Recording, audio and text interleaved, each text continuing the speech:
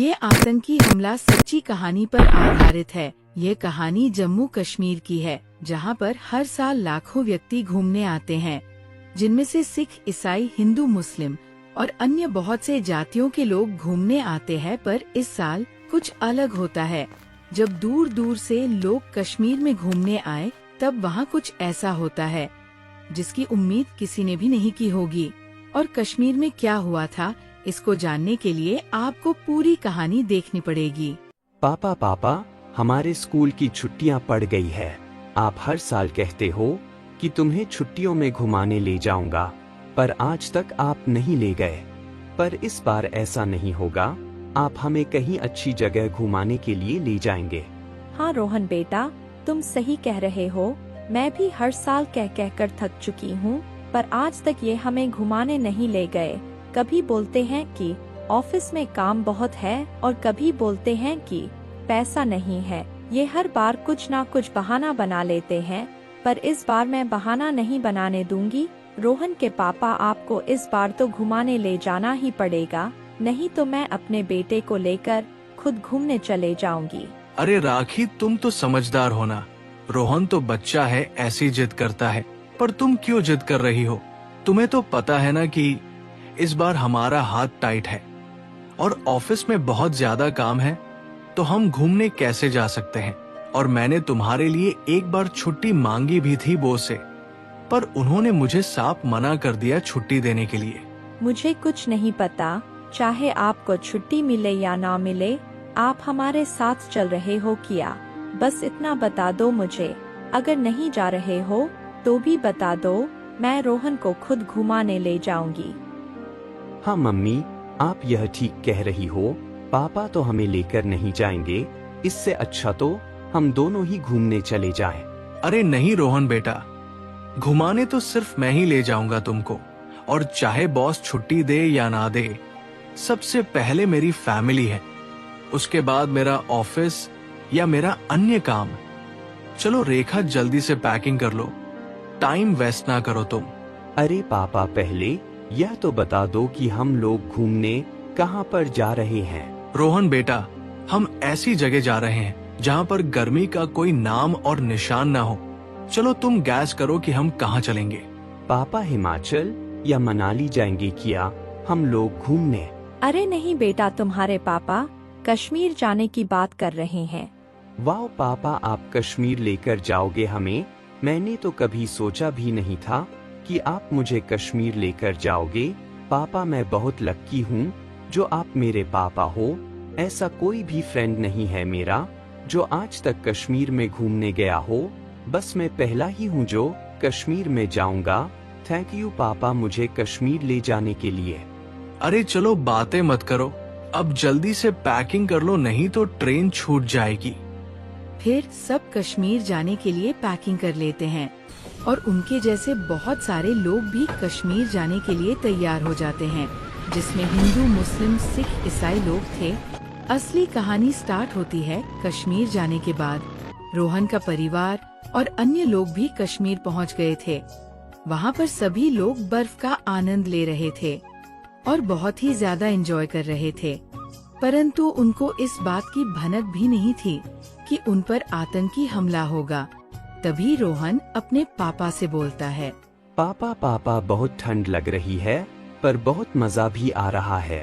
अब मुझे चाय पीने का मन कर रहा है और भूख भी लग रही है। नहीं रोहन, आपको कुछ नहीं मिलेगा। आप अभी रोटी और चाय पी कर आए हो। नहीं मम्मी, मुझे तो चाय पीनी है और रोटी भी खानी है। आप कहीं से भी ला कर दो। ठीक है बेटा, तुम रोना बंद करो और मैं आसपास जाकर ढाबा ढूंढता हूँ। फिर मोहन ढाबा देखने चला जाता है।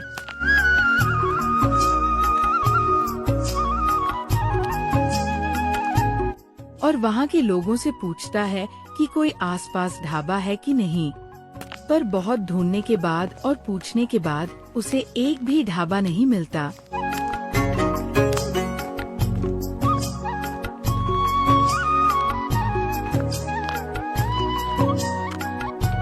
पर एक व्यक्ति उसको बोलता है कि आगे जाकर पहलगाम नाम का एक गांव है, वहाँ पर तुमको ढाबा मिल जाएगा। बाहर जाकर खाना भी खा सकते हो और घूम भी सकते हो। फिर मोहन और उसका परिवार पहलगाम की ओर चल पड़ता है।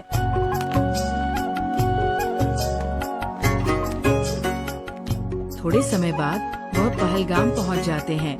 पहलगाम पहुंचने के बाद सबसे पहले वो ढाबे पर चाय और नाश्ता करते हैं। वाह पापा, यहाँ पर कितनी अच्छी चाय और नाश्ता है। इसको पीकर और खाकर तो मेरा पेट ही भर गया। अब बस मुझे घूमना है और बहुत खेलना भी है आप दोनों के साथ। नहीं बेटा, रात होने वाली है। हम अपने होटल चलते हैं। कल सुबह आकर दोबारा घूम लेंगे। और वैसे भी हम 4-5 दिन और है यहाँ पर। हम आराम से घूम लेंगे सारी जगह। नहीं पापा, मुझे तो आज ही घूमना है और मैं घूमे बिना नहीं जाऊंगा। नहीं बेटा, ऐसी जिद नहीं करते। जब पापा ने बोला है ना कि कल घूम लेंगे और आज वैसे भी रात होने वाली है। इतना राखी बोल ही पाई थी, तभी चिल्लाने की आवाज आती है और पता चलता है कि आतंकियों ने हमला कर दिया है। तभी सभी लोग भागने लगते हैं।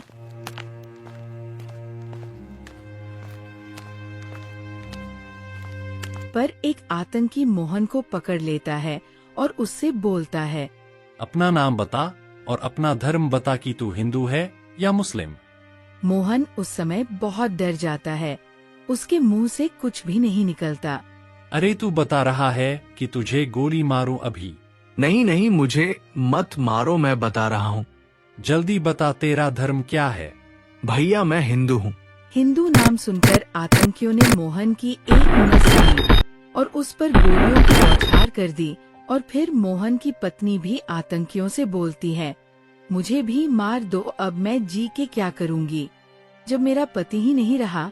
पर आतंकियों ने उसको नहीं मारा, परंतु आतंकवादी उसे बिना मारे वहाँ से चला जाता है। सुन, तू अपना नाम बता और अपना धर्म बता। मेरा नाम रहीम है और मैं एक मुसलमान हूँ। मुझे मत मारना, मैंने कुछ नहीं किया। मैं आपके आगे हाथ जोड़ता हूँ। मेरे छोटे छोटे बच्चे हैं, उनकी देखभाल कौन करेगा? प्लीज मुझे मत मारो। अरे रहीम मियाँ, आप तो हमारे मजहब के हो, आपको कोई कुछ नहीं कहेगा। यह मेरी जिम्मेवारी है। हम तो सिर्फ कश्मीर में से हिंदुओं को मारने आए हैं। हमारा मकसद केवल हिंदुओं का सफाया करना है। अरे नहीं, आप हिंदू को भी मत मारो ना, ये भी हमारे भाई बंधु हैं। इन्होंने तुम्हारा क्या बिगाड़ा है? हमें आपस में मिलजुल कर रहना चाहिए, ना कि एक दूसरे को मार के। आज तुम हिंदुओं को मार रहे हो, कल को ऐसा ना हो कि हिंदू भी हमें मारने लगे, फिर हम क्या करेंगे? इसलिए मैं कहता हूँ यह लड़ाई को यहीं खत्म करो और हम सबको छोड़ दो। अरे तुम चुप हो जाओ, तुम्हें मरना है क्या? ये ज्ञान किसी और को देना। हमारा मकसद है हिंदुओं को खत्म करना और वह आज पूरा करके जाऊंगा। और जो हमारे बीच में आएगा, सबसे पहले मैं उसको मारूंगा। अरे नहीं नहीं भाई, मैं कुछ नहीं कह रहा हूँ। आपको जो करना है करो, पर मुझे मत मारना। फिर आतंकवादी रहीम को छोड़ देता है और दूसरे व्यक्ति से कहता है, तुम अपना नाम बताओ, क्या नाम है तुम्हारा? वह डर जाता है और अपने मन में सोचता है, अगर मैं इस आतंकवादी को अपना असली नाम और अपना असली धर्म बताऊंगा तो यह मुझे तुरंत ही मार देगा। मैं ऐसा करता हूँ कि इसको मैं अपना नाम और धर्म गलत बता देता हूँ, जिससे मेरी जान बच जाएगी। मेरा नाम अब्दुल है और मैं एक मुस्लिम हूँ। अब तो तुम मुझे नहीं मारोगे क्योंकि मैं आपके मजहब का ही हूँ। अच्छा, तो तुम मुसलमान हो। चलो तुम मुझे कलमा पढ़कर सुनाओ। कलमा? ये कलमा क्या होता है? क्यों, तुमको कलमा के बारे में कुछ पता नहीं? अरे यह तो हर मुसलमान को पता होता है। तुम क्या सोच रहे थे? तुम मुझे पागल बना दोगे और मैं बन जाऊंगा क्या? मैं ऐसे ही आतंकवादी नहीं बना हूँ। भैया मुझे माफ कर दो, मुझसे बहुत बड़ी गलती हो गई। मुझे मारना मत, मेरे छोटे छोटे बच्चे हैं। मैं मर गया तो उनकी देखभाल कौन करेगा? प्लीज मुझे मारना मत, मैं आपके आगे हाथ जोड़ता हूँ। आतंकवादी उसकी एक भी नहीं सुनता और उस पर बंदूक चला देता है और उसको मारने के बाद आतंकवादी वहाँ से भाग जाता है। ये घटना है पहलगाम की। आतंकियों ने केवल मोहन को नहीं मारा था, बल्कि उसके अलावा भी बहुत सारे लोगों को मारा। आतंकियों ने केवल हिंदुओं को मारा, और जो हिंदू झूठ बोल रहे थे आतंकियों से बचने के लिए कि मैं मुस्लिम हूँ, आतंकवादी उनके पेंट उतारकर चेक कर रहे थे कि ये हिंदू है या मुस्लिम। अगर जिसका खतना नहीं हुआ हो, आतंकवादी उसको उसी टाइम गोली मार देते थे। बस वह मुसलमानों को नहीं मार रहे थे, बाकी सब धर्मों के लोगों को मार रहे थे। यह हमला केवल आतंकवादियों ने कश्मीर से हिंदू को भगाने के लिए किया था। हमला करने के बाद आतंकवादी वहां से भाग जाते हैं और रेखा रोती रहती है, पर उसकी कोई मदद नहीं करता। थोड़ी देर बाद वहां पर रिपोर्टर आ जाते हैं। वह रेखा की मदद करने की बजाय उनकी वीडियो बनाने लगते हैं। रेखा रो रो कर मदद की गुहार लगाती है रिपोर्टर से, पर वो उसकी कोई मदद नहीं करते। इस सच्ची घटना से हम ये सीखते हैं कि हमें कभी भी धर्म और जाति के नाम पर लड़ाई नहीं करनी चाहिए। अगर ऐसा कोई करता है तो उसको हमें समझाना चाहिए कि सभी धर्म एक है और सभी जाति एक है। दोस्तों, यह कहानी आपको अच्छी लगी तो लाइक शेयर कमेंट करना ना भूलना, और ज्यादा से ज्यादा शेयर करना इस वीडियो को, ताकि और लोग भी जागृत हो जाए।